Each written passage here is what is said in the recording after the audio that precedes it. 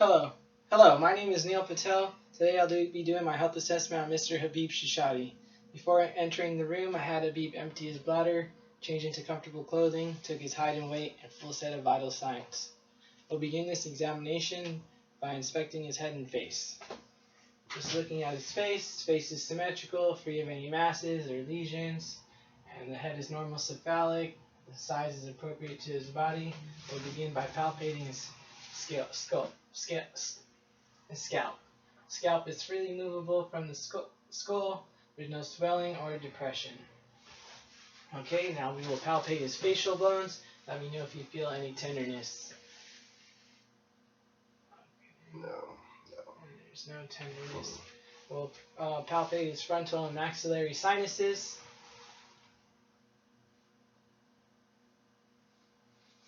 Any tenderness? Now we'll palpate the temporomandibular joint. Okay, just open and close your mouth. Move it from side to side. Okay, I do not hear any pops or clicks. Next, we're going to test cranial nerve 5. Using my cotton ball here, I'm going to swipe it 3 sections of your face on each side. Tell me if you feel it on both sides evenly. Yes. Okay, good. I'll test cranial nerve 7 by having you reproduce some things that I tell you. Can you please frown? Wrinkle your forehead. Good. Close your eyes tied shut. Smile. Puff out your cheeks. Stick your tongue out and move it from side to side. And sticking out his tongue and moving it from side to side, we have tested cranial nerve 12. Next, we're going to move on to the eyes. First, inspecting the eyes. The sclera is white. The conjunctiva is pink. The eyebrows and eyelashes are free of crusting. The eyelashes grow in an outward fashion. There's no ptosis or drooping of the eyelid. Now we'll test cranial nerve 2 by checking his pupillary reflex to light and also looking at his optic nerve using my ophthalmoscope. Okay, open your eyes. Just gonna look at your pupils. Okay, direct response and consensual. Direct response and consensual. Now we'll look at his, here we go, his optic disc. Okay, the red light reflex is there, the optic disc is intact. Again on the other side. Red light reflex is there, and the optic disc is intact. Next, we'll assess cranial nerves 3, 4, and 6 using the 6 cardinal fields of gaze. Follow my finger. Do not use your head, just your eyes.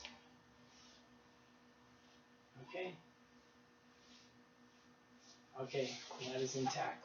Now we'll move on to the examination of the ears. First, inspecting the ears.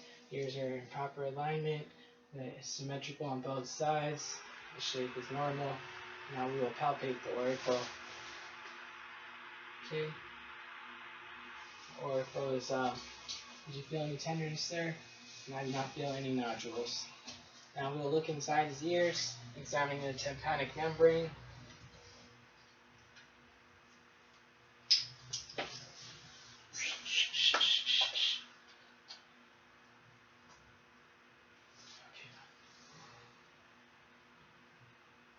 The tympanic membrane is pearly gray and the external ear canal is free of erythema. Good. Again on the other side.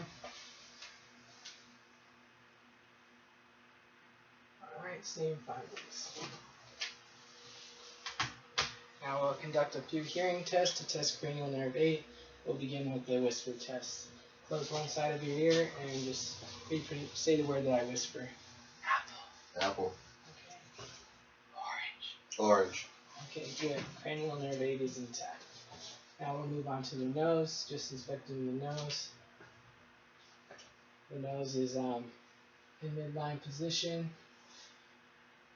and the septum is in midline.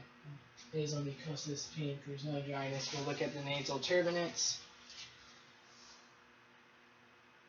Pink and swollen. Next, we're gonna go back and test to test this cranial nerve 8 again. We did not do the Weber and Rhine test. So we'll begin with the Weber and Rhine test. Can you tell me if you hear this evenly on both sides? Yes. Okay. And we're gonna place this on the mastoid bone in the back of your ear. Tell me when you stop hearing it. Then I'll place it in front of your ear and tell me when you stop hearing it. Stopped hearing it. Still hear it. Still hear it. Not anymore. Okay. Air conduction was greater than bone conduction, which is normal.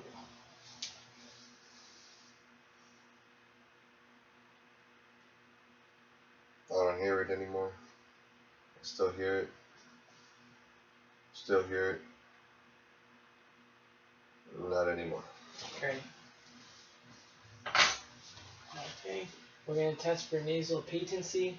You can have you close one side of your nostril and blow. Okay, again on the other side. Great. Now we're going to move on to the mouth and throat. First noting the lips are pink and moist. There's no cracks or lesions. I'm going to look inside his mouth right now. Looking at the pupil mucosa is pink. The gums are pink as well, moist. The frenulum's intact. The uvula is freely hanging. Soft and hard palate are continuous. Now I'm going to have you say ah. You say ah. Okay. Now I'm going to look at his tonsils +1, and I'm going to do the gag reflex. Okay. By doing that, we know, by saying ah and testing the gag reflex, we know cranial nerves 9 and 10 are intact. Now we're going to move on to the neck, just examining his neck. The neck is smooth, symmetric, there's no jugular vein distension, the trachea appears midline. And then can I have you show your shoulders? Okay, move your neck from side to side. Okay, move your neck again. Okay, by shrugging the shoulders, we know cranial nerve 11 is intact. Next, we are going to palpate the trachea, the thyroid, and the lymph nodes, and the carotid pulses. First, we'll begin with palpating the pulses. Okay, focus. Pulses 2+, the rate and rhythm are regular. Again on this side. Okay, good. Now have you swallow. Okay, the trachea is in the midline. Now we'll palpate the thyroid gland. Okay, swallow for me. Okay, good. There's no goiter present, thyroid gland is not enlarged. Next we'll palpate the lymph nodes, beginning with the preauricular, postauricular, occipital, tonsillar, submandibular, submental, posterior cervical, deep cervical, superficial cervical, subclavicular, infraclavicular, and axillary. There is no lymph node enlargement. Next, we'll auscultate his thyroid and carotid arteries, noting any bruise. Okay, hold your breath.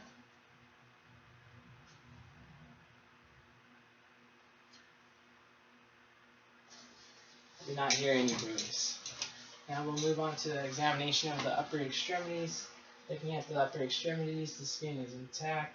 There's no masses or lesions. The skin is dry. Looking at his nails, nails are well kept. The capillary refill is intact. Whereas the nails there's no clubbing or cyanosis. Now we'll check his brachial and radial pulses. Brachial's 2+, radial's 2+, brachial's 2+, radial's 2+. Great. Okay, now we're going to move on to the posterior chest. I can just have you turn around.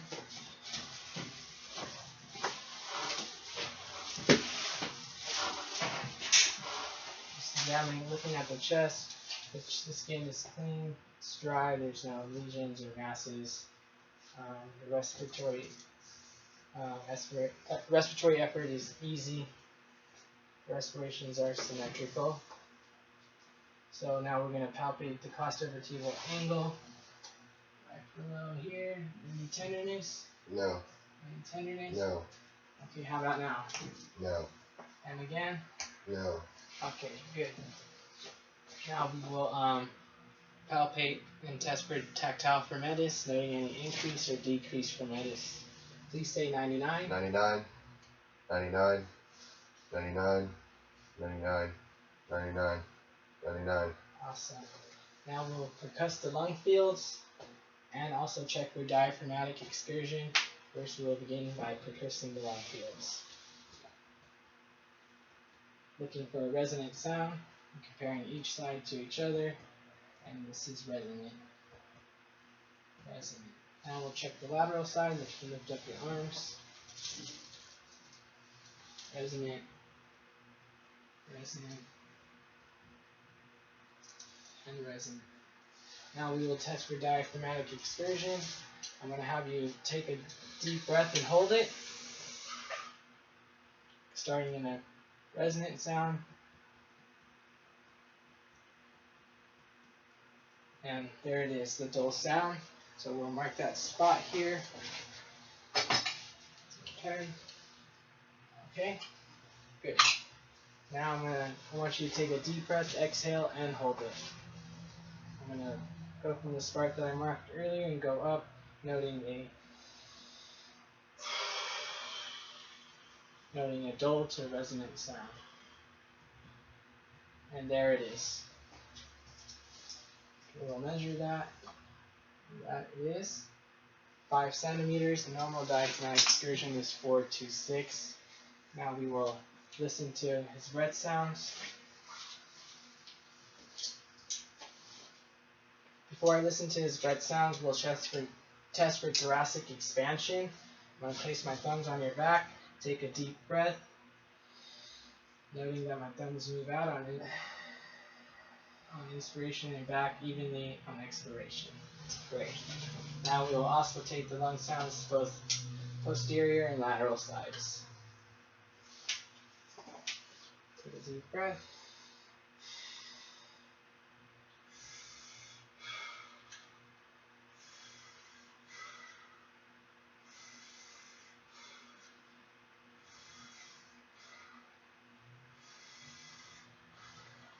Okay.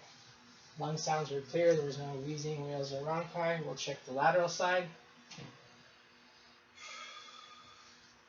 Comparing each side to each other.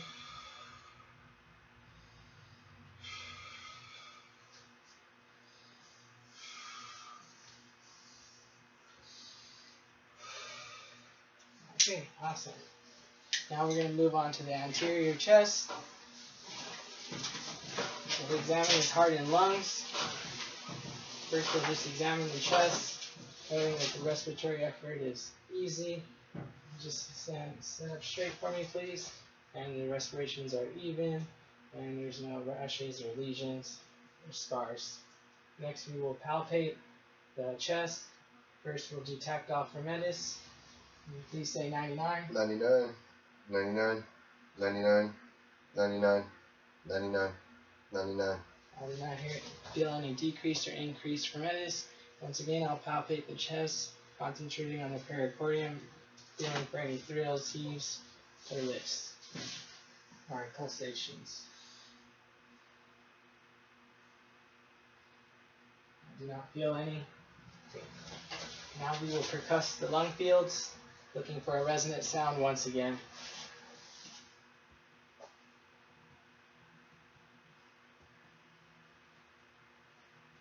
It's a little bit dull here where the heart is, but that is normal. Okay. Next we're going to listen to his heart and his lung. We'll begin listening to the lung sounds.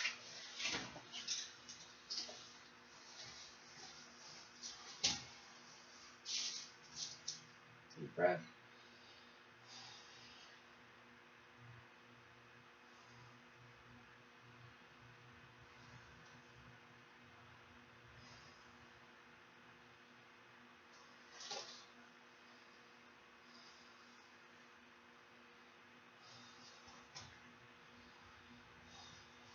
Lung sounds were clear. There's no wheezing, wails, or bronchi. Now we will listen to his heart sounds, starting in the aortic region, pulmonic, herbs, tricuspid, and mitral. The heart sounds were normal. S1 and S2 were present. There was no S3, S4, or rubs, murmurs, or gallops. We will also palpate the apical impulse, point of maximal impulse, located in the fifth intercostal space. The midclavicular line. The apical pulse is palpable. Okay, now we'll move on to examination of the abdomen. If I could have you please lie down. First, beginning with the inspection of the abdomen. The abdomen is free of any masses or lesions. I do not see any hernias. Now we will auscultate for bowel sounds. We will also auscultate the aortic artery, the renal artery, the iliac artery, and the femoral artery. First, we'll listen to bowel sounds.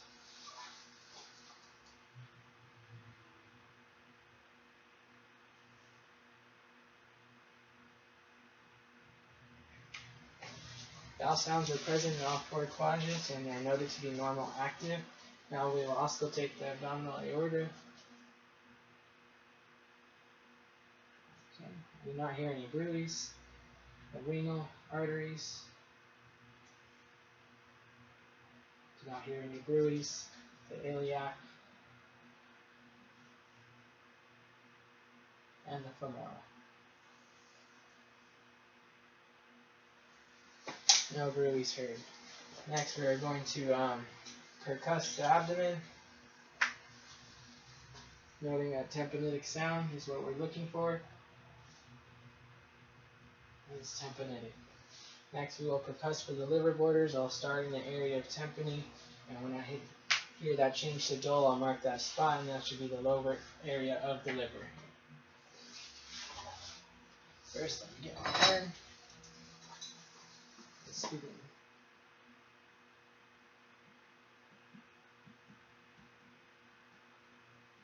Okay, there it is. Okay, now we're going to do the upper portion of the liver border. We're going to start in the area of resonance and then note the change in dullness and measure that. There it is. I'll measure that spot. That is 7 centimeters, which is normal. The normal liver span is 6 to 12. Now we will percuss for splenic dullness, starting in the area of resonance. There's that dull sound. Mark that spot. That's good. Now we are going to palpate the liver. I'm going to place my right hand right under the right costal margin and my left hand under his flank and have him take a deep breath. Feeling the liver when he exhales on my fingertips and is there. Now we'll attempt to palpate the spleen. The spleen is not usually palpable unless you have splenomegaly. Place my left hand under his flank, right hand under the right costal margin, take a deep breath, do not feel it. Next we'll palpate the right kidney. Once again, place my left hand under his flank and deeply palpate the left kidney in the left upper quadrant near the left costal margin, and take a deep breath, exhale, I do not feel it. Next we'll attempt to palpate the right kidney. It's usually palpable, so here let's attempt to do that. Place my left hand under his flank, take a deep breath, and there it is. Now I'm going to palpate the abdominal muscles. If you could just tilt your chin forward for me. Okay, they're nice and firm, not appear to be any wasting of the muscles. Now we will move on to examination of the lower extremities. If I could have you please sit back up and turn to me. Thank you. Okay, just looking at his legs here. The skin is clean, it's dry and intact. There's no obvious masses or lesions. The muscle tone is is normal. There's no muscle wasting seen. Just going to palpate, feeling that the skin is warm. There's no swelling. Good. Now we will palpate the popliteal pulses, the dorsalis pedis, and posterior tibial. Let's begin with the popliteal, right under the lip. And there it is, 2+. Other side. Again, that is 2+. Posterior tibial, 2+. Posterior tibial, and that is 2+. And now it's dorsalis pedis, 2+.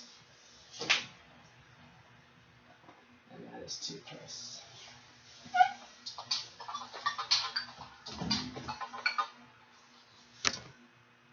Next, we are going to examine neurologically his upper and lower extremities for sharp and dull sensation.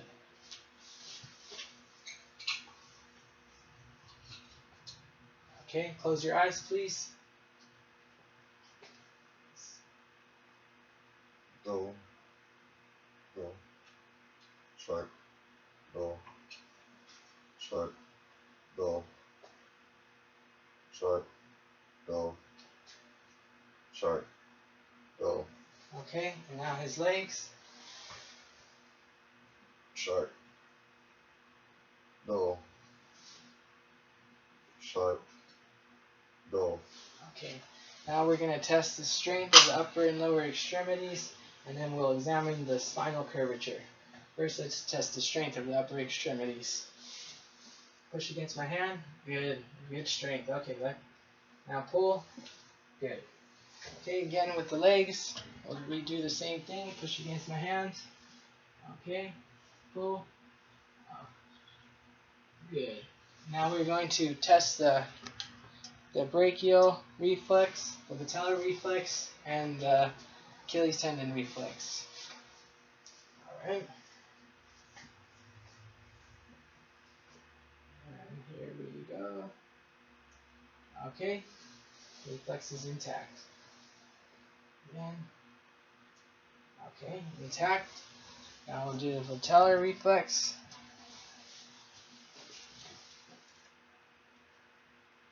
Intact. It's nice and brisk, not hyperactive. Okay, now we'll do the ankles. Just gonna dorsiflex his ankle here to straighten out that tendon. Okay, nice. This is brisk. Okay, good. Reflexes were normal. Now we'll examine the spinal curvature. You just please stand up and have you bend over. Okay, noting the cervical spine and the lumbar spine are midline. There's no scoliosis or kyphosis. Okay, great. Well, that concludes my examination. Thank you for watching, and I hope you enjoyed.